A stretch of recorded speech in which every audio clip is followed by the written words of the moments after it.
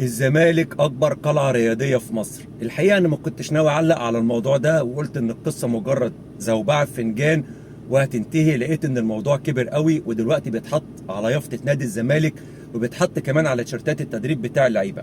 والحقيقه مش هو ده اللي فارق معايا، ولا هو ده اللي انا طالع اعلق عليه.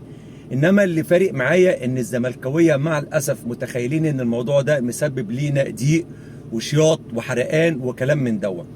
انا عاوز اقول لكل واحد فاكر ان احنا متضايقين من كده، انا عايزك تغمض عينك دقيقه واحده وتتخيل اللي انا هقول لك عليه. تخيل ان انت كده لسه في مدرسه، وان انت طالع الاول على المدرسه، وجي طالب زميلك في نفس السنه الدراسيه وقال انا اشطر طالب في المدرسه. ومش بس كده، ده تاني يوم جه المدرسه وكاتب على التيشيرت بتاعه انا اشطر طالب في المدرسه.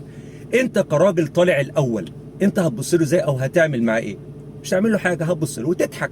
طيب بقيت زمايلك اللي معاكوا في المدرسه هيبصوا له ازاي؟